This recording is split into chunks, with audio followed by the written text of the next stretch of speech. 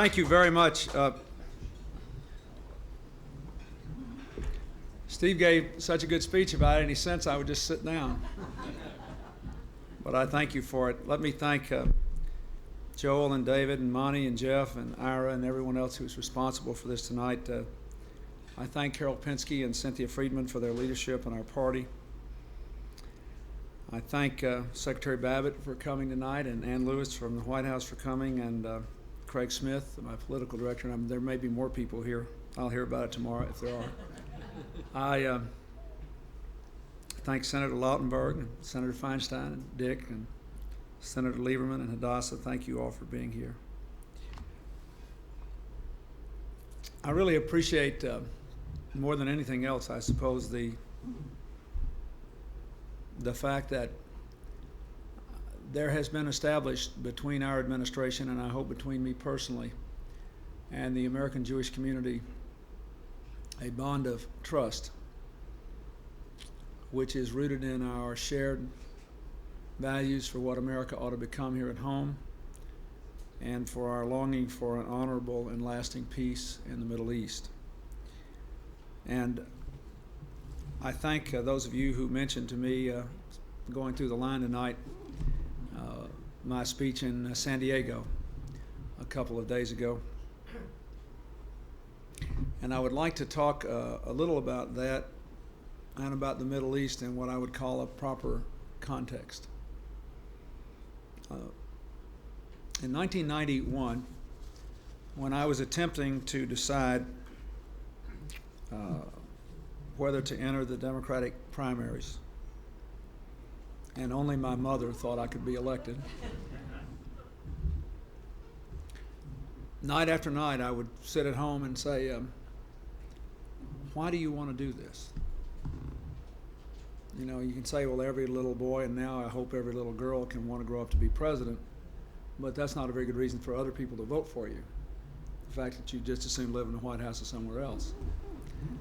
And I was deeply disturbed because I didn't think the country was moving to prepare for the new century. It was an unusual time because I'd actually had a very good relationship with President Bush. I was very often the designated Democrat to deal with the White House. I had no burning negative passions. Don't understand them very well anyway, I think. But I really felt that my country was not preparing for the future. And so I sat down almost 6 years ago now and wrote out what I wanted America to be like in the 21st century.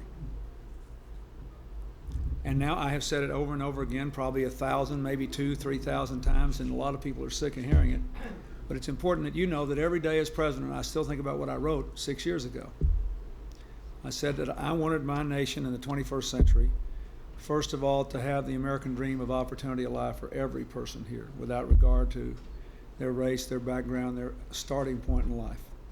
I wanted all of our citizens to be responsible, to take responsibility for themselves, their families, and others in their communities. I wanted America to be the world's leading force for peace and freedom and prosperity a generation from now, just as we are today. And I wanted us to become closer as one community with all of our diversity. And I realized that if you ask the question, what do you want the country to look like 30 years from now, then you answer that, you're much more likely to ask and answer the right questions about what are you going to do tomorrow. Because then it became clear to me that the first thing we had to do was to scrap the economic policy we were following and adopt one that made some sense. That we had to find a way to get rid of the terrible deficits we had and still invest in our future. Most people said you couldn't cut the deficit and invest more in education and technology and research. I thought you could. We know the record is in now. The deficit's gone down 77% in 4 years before this last agreement, and we have invested more. And the country's better off, and our economy's produced a record number of new jobs, biggest decline in income inequality among working families, something very important to most of you, since the 1960s. I thought we could have a crime strategy that was more than tough talk. I mean, everybody, you can't have a free country if people are terrified of their own personal security. And I thought the Democrats had made a mistake not taking that issue on, but taking it on in a real way, not just a rhetorical way. So I worked with Senator Feinstein to ban assault weapons. And we worked to pass the Brady bill. And we heard all these talks, and a lot of our people lost seats in '94 because they had the guts to vote for the assault weapons ban and the Brady bill. And they were all told, "Oh, you're going to lose your gun." Well, as I said in '96 in New Hampshire, I said, a lot of you voted against our people in '94 because they told you we were going to take their guns. And I said, I want everybody who lost their guns to vote for the Republicans for Congress, and everybody who didn't to vote for the Democrats. And they were all laughing. But 186,000 felons, fugitives, and stalkers have lost their guns. Last year we had the biggest drop in crime in 35 years. We're putting these police officers on the street, and we're moving forward with this juvenile justice strategy based on what's been working in Steve and Alan's hometown of Boston. But there's not been a single child killed with a handgun in a year and a half. So we're working. We had the biggest drop in welfare rolls in history. Things are moving. You may have seen last week something that I was told by the cynics would never happen. In the International Math and Science Survey, our fourth graders scored way above the national average in math and science. They said, oh no, that America's kids are too poor, they're too racially diverse, you'll never get this done. But our educators have been working on this since 1984, all over America. So then I got hired again in '96. And I said to myself, well, now what are we going to do? I love to tell the story. I told this story where I was earlier tonight. When I ran for re-election as governor one time, a guy came up to me and said, "You're going to run again, Bill?" And I said, "If I do, will you vote for me?" He said, "Probably. What are you going to say?" I said, "Well, I'm going to say I did a good job." He said, "Hell, that's what I hired you to do." He said, "That's not a reason to vote for you." You think about it. I mean, it's an interesting thing. So I asked myself, what are we going to do? So I asked the right question again. What are we going to be in 30 years? What do we still have to do? That's what this balanced budget agreement's all about. It balances the budget and has the biggest investment in education in history and opens the doors of college to all Americans and pays for examinations in math and science for every 4th and 8th grader in the country to see if we're really committed to national academic standards. It helps to bring economic opportunity and empowerment into the inner cities. It's the right thing to do. So that's the first thing I wanted to do. Second thing I wanted to do was to continue to expand our leadership in world trade, something that's controversial in both parties. But it seems to me like we have evidence now. We have a 4.8% unemployment, the lowest unemployment in 24 years, and we had 200 separate trade agreements in the last 4 years.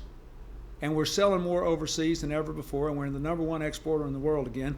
And I personally do not believe we need to be afraid of making a trade agreement with Chile or Argentina or Brazil, for that matter. And I think it would be a terrible mistake for us to walk away from the chance to reach out to Latin America, to Africa, to Asia, and build closer ties and a better, brighter future. And the fourth thing I wanted to do was to recognize that we have a problem. I don't care how well we're doing. As long as 20% of the kids in this country are living below the poverty line and are in physical isolation from most of the rest of us, we've got a problem. That's really what the President's Summit of Service was all about in Philadelphia.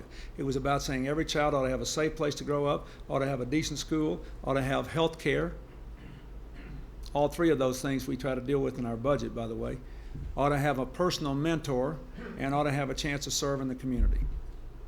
And I thought the Summit of Service was important because it would mobilize volunteers all over America to support and reinforce and carry out the things I'm trying to get done in this budget and in the juvenile crime bill that was before the Congress. And then the last thing that I wanted to do was to focus on race and ethnic and religious differences, which is why I went to San Diego. Why? Because if we have a growing economy, a good educational system, the crime rate is down, the welfare rolls are down, and we're doing better by kids, and we can't get along when there is no race in the majority in this country, the rest of it will come unraveled. And if we can't get along, we will not have the moral force we need to do what needs to be done in the Middle East, in Bosnia, in Africa, and in Northern Ireland, and who knows what's going to happen 10, 15, 20, 30 years from now. In Hawaii, Hawaii is the only state in the country today where there's no majority race. In 3 years, there will be none in California. In somewhere between 30 and 50 years, there will be none in the United States. It depends on immigration and birth patterns, but somewhere between 30 and 50 years from now, we will test the theory that I have heard politicians talk about, or read them talk about for a century, which is that this is not a nation of place or race, it's a nation of ideals. We are about to find out. And it seems to me that it would be better for us to find out at a time when we have no riots in the streets, we have no immediate emergencies, we're at the peak of our economic strength and our international influence, when we can take back, sort of step back and say, now let's ask this question together one more time. What do we want to be like in 30 years? That's what that whole business in San Diego was about. So I hope all of you will participate in that, because this is something that has been of passionate significance to the Jewish community for a long time. I really do believe that my life is diminished every time a synagogue is defaced. And I believe when they burned that mosque in the South a couple of years ago, it diminished my life. And I believe when those churches were burned, it diminished my life. And I think that you do. And so I ask you to help us participate in that. I also have invited you all privately. I will say this publicly. I'm not ashamed to say it. You care passionately, all of you, about getting a peace in the Middle East. We cannot let this process become unraveled. I cannot tell you how many nights that I have had difficulty sleeping, racking my brain, trying to come up with some new thing I could do or say to try to pierce the difficulties of the moment. But you've never been shy and tell me what you thought before, so don't start now. Because every one of us now has a huge stake in this.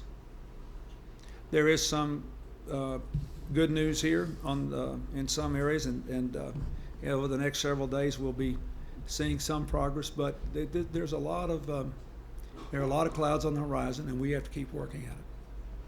But I want you to know that it's not off my radar screen. It's still right there where it was the first day I took office. And I'm going to be disappointed when I leave office if we haven't gone much further. And I still believe we can. And I want you to believe that. And I want you to help me. But I want you also to just think just for a moment, one more time, what about the implications of this racial thing. Because what I want to do is to get everybody to buy into that vision that we should be one America, that we should celebrate all the differences between us, but think that what unites us is more important. That we should get out the facts, because I've learned that we don't have the facts. I was astonished in the Gallup poll, polling African Americans and whites just about different racial issues. They asked African Americans and whites, what percentage of our population is black?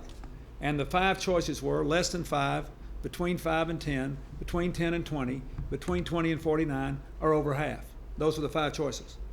By far the biggest plurality, there was not a majority for any answer, but by far the most votes went to 20 to 49%. The most votes of whites, the most votes of blacks said between 20 and 49% of the American population is black. The correct answer is 12. But like 40% of both thought that.